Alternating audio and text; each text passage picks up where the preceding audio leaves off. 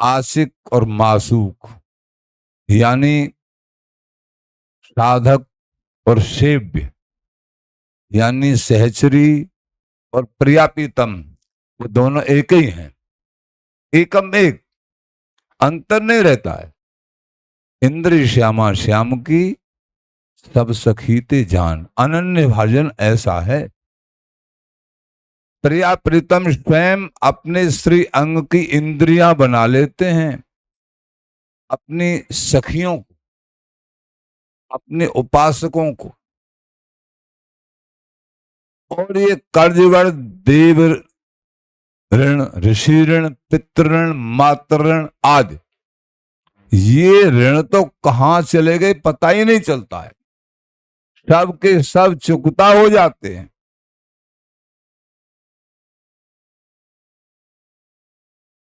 भगवान ने एक लीला करी, पहले भी कभी सुनाया होगा प्रसंग।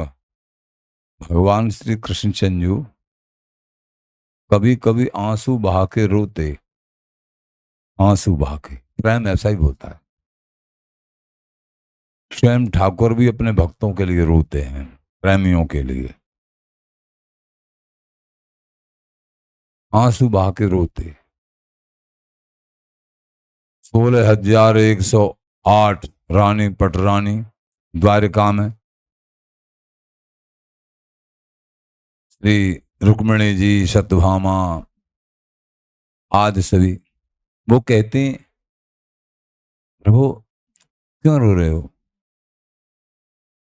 आप चाहो आपके चरणों के नीचे अपनी पलक बिछा सकते हैं, हम इतनी रानियां हैं, इतनी सेवा में हैं, फिर भी आप क्यों उदास? कि मुझे वृंदावन की याद आ रही है,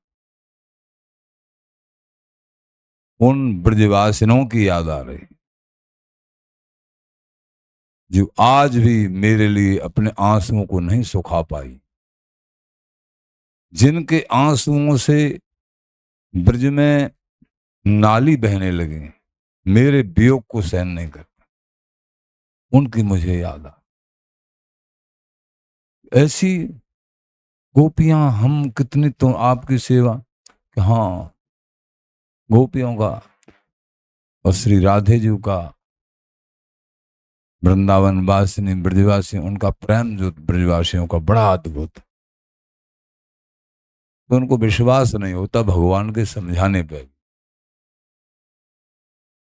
ऐसा प्रेम है ब्रज में, वृंदावन में, ऐसा प्रेम अद्भुत, तो किसी दिन बताएंगे आपको प्रमाण सहित। नरक परन आछो लगे एक प्यारी के हेत, जब असली प्रेम हृदय में प्रकट होता है, फिर हमको नरक जाना भी बुरा नहीं लगता है। सारे कष्ट हमको दे दो, लेकिन हमारे प्रीतम प्रसन्न रहें। सारी अला बला दुनिया के कष्ट, इसको कहते हैं सच्चा प्रेम, इसको कहते हैं सच्चा प्रेम। हमारे प्रीतम सदा सदा मुस्कुराते रहें, यही हमारा सौभाग्य है, यही हमारी साधना है और यही हमारी आराधना है। प्रेमियों का ऐसा लक्ष्य होता है।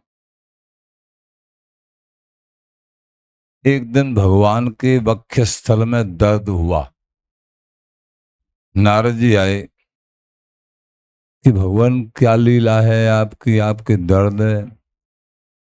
सभी रानियां आई,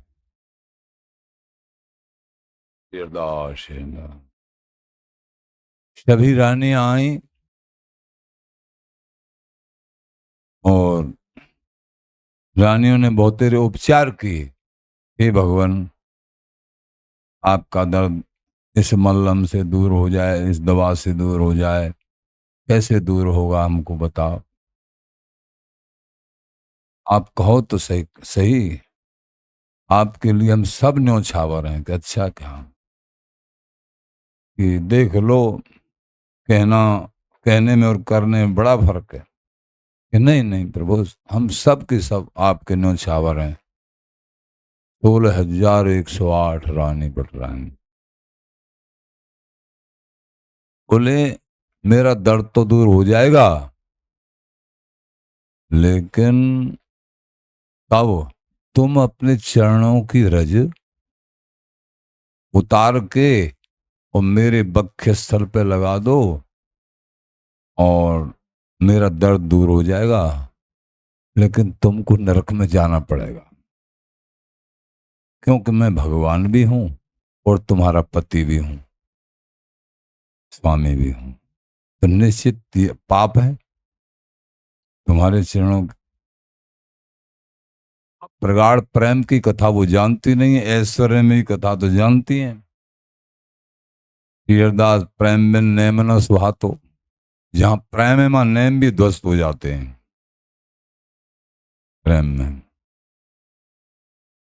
प्रेम में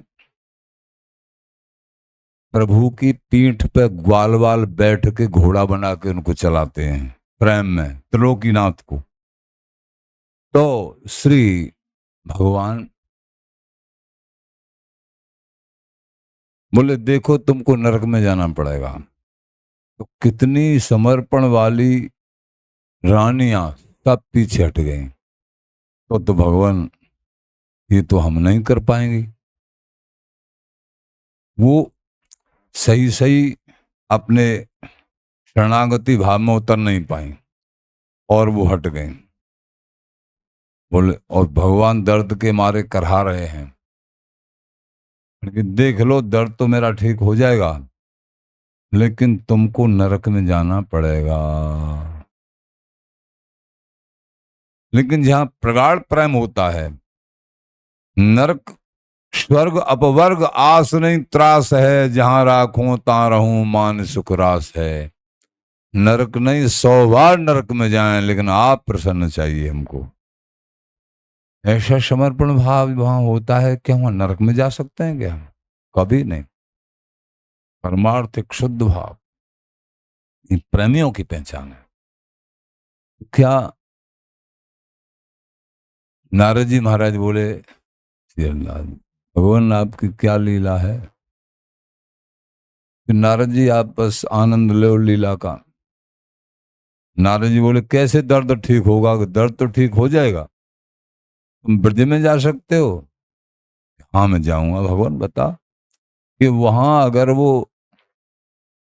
वृंदावन की ब्रज की गोपियां, ब्रजवासिन, ब्रजवासी, वो अपने चरणों की धूल और कुछ दे दें तो उनको लाके मेरे बक्ष स्थल पर मल देना।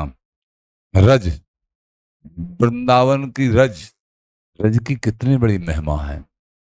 प्रभु द्वारका में बैठे वृंदावन की रज को याद कर रहे और अपने वक्ष स्थल पर मलवाना इस बहाने से चाह रहे हैं। कितनी दिव्य महिमा है। नारद जी बोले ठीक है महाराज मैं जाता हूं। कि सुनो सुनो, एक बात और कह देना उन ब्रजवासियों से, गोपियों से, सबसे, ब्रजवासियों से कि ये रज भगवान के वक्ष स्थल पर त्रिलोकीनाथ हैं, वो चराचर के स्वामी हैं, उनके वक्ष स्थल पर मली जाएगी तो तुमको निश्चित नरक में जाना पड़ेगा। जैसे वहां रानियों से कहा, ऐसे यहां के लिए भी कहा। नारद जी महाराज आए, सब गोपियां सब प्रसन्न हो। क्या हमारे प्रीतम का कोई समाचार लाए? सभी जो है एकत्रित हो गई दर्शन के लिए। हाँ आपके प्रीतम का समाचार लाए हैं, बताओ बताओ जल्दी बताओ क्या समाचार। प्रसन्न तो है ना? मिले न मिले कोई बात नहीं। रोने लग गई सभी गोपियां। कोई बात नहीं, जिसमें वो प्रसन्न है। कभी तो मिलेंगे, एक बार तो मिलेंगे जीवन में, लेकिन प्रसन्न है ना? ये बताओ। प्रसन्न तो नहीं है। क्यों क्यों, क्या बात? कि वो तुम्हारी याद करके रोते हैं। अच्छा, फिर आते क्यों नहीं है? बहुत सेवा है उनके पास, पृथ्वी का भार दूर करना है। ये यहाँ वृंदावनी नित्य सुख है ना, इसमें वियोग नहीं है। स्वामी जी का जो नित्य सुख है इसमें वियोग नहीं।